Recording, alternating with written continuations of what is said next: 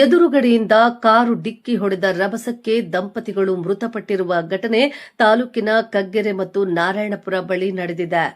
ಸಂಬಂಧಿಕರ ಸಾವಿನ ಅಂತ್ಯಕ್ರಿಯೆಗೆ ದಂಪತಿಗಳು ಬೈಕ್ನಲ್ಲಿ ಹೋಗುವಾಗ ಯಮರಾಜನಂತೆ ಎದುರುಗಡೆಯಿಂದ ಕಾರು ಡಿಕ್ಕಿ ಹೊಡೆದ ರಭಸಕ್ಕೆ ದಂಪತಿಗಳು ಮೃತಪಟ್ಟಿರುವ ಘಟನೆ ತಾಲೂಕಿನ ಕಗ್ಗೆರೆ ಮತ್ತು ನಾರಾಯಣಪುರ ಬಳಿ ನಡೆದಿದೆ. ಮೃತಪಟ್ಟ ದಂಪತಿಗಳು ಹುಣಸೂರು ತಾಲೂಕಿನ ಹನಗೋಡು ಹೋಬಳಿಯ ಬೀರನಹಳ್ಳಿ ಗ್ರಾಮದ ನಂಜುಂಡ ಸೋಮಾಚಾರ್ 51, ಇವರ ಪತ್ನಿ ನೇತ್ರಾವತಿ 48 ಎಂಬ ದುರ್ದೈವಿಗಳಾಗಿದ್ದಾರೆ. ಮೈಸೂರಿನ ಹೆಬ್ಬಾಳು 3ನೇ ಹಂತದ ಸುಬ್ರಹ್ಮಣ್ಯ ನಗರದ ಮಗಳು ಮೇಘನಾ ಮನೆಯಲ್ಲಿ ವಾಸವಿದ್ದ ನಂಜುಂಡ ಸೋಮಾಚಾರ್ ಅವರು ಕಟ್ಟಡ ಕಾರ್ಮಿಕರ ಸೆಂಟ್ರಿಂಗ್ ಮೇಸ್ತ್ರಿಯಾಗಿ ಕೆಲಸ ಮಾಡುತ್ತಿದ್ದು, ಇವರಿಗೆ ಓರ್ವ ಪುತ್ರಿ ಇದ್ದಾರೆ.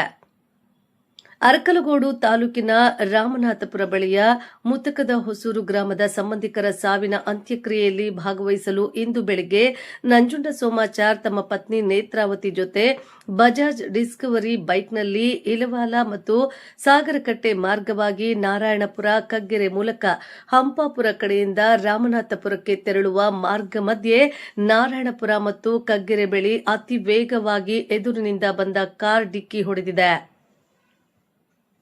ಡಿಕ್ಕಿ ಹೊಡೆದ ರಭಸಕ್ಕೆ ಅನತಿ ದೂರ ದಂಪತಿಗಳಿದ್ದ ಬೈಕ್ ಸಮೇತ ಹಾರೋಗಿ ಬಿದ್ದ ಪರಿಣಾಮ ತೀವ್ರವಾಗಿ ಗಂಭೀರವಾಗಿ ಗಾಯಗೊಂಡ ದಂಪತಿಗಳನ್ನು ಪಟ್ಟಣದ ತಾಲೂಕು ಸಾರ್ವಜನಿಕ ಆಸ್ಪತ್ರೆಗೆ ಆಂಬ್ಯುಲೆನ್ಸ್ ಮೂಲಕ ಕರೆತಂದಾಗ ದಂಪತಿಗಳು ಮೃತಪಟ್ಟಿದ್ದಾರೆ.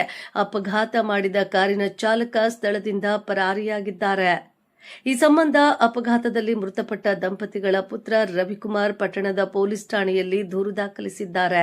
ದೂರು ದಾಖಲಿಸಿಕೊಂಡ ಪಟ್ಟಣದ ಪೊಲೀಸ್ ಇನ್ಸ್ಪೆಕ್ಟರ್ ಶಿವಪ್ರಕಾಶ್ ಅಪಘಾತ ನಡೆದ ಸ್ಥಳಕ್ಕೆ ಭೇಟಿ ನೀಡಿ ಪರಿಶೀಲನೆ ನಡೆಸಿ ಬಳಿಕ ಪಟ್ಟಣದ ತಾಲೂಕು ಸಾರ್ವಜನಿಕ ಆಸ್ಪತ್ರೆಯಲ್ಲಿ ಮೃತಪಟ್ಟ ದಂಪತಿಗಳ ಮರಣೋತ್ತರ ಪರೀಕ್ಷೆ ನಡೆಸಿ ವಾರಸುದಾರರಿಗೆ ನೀಡಿದರು.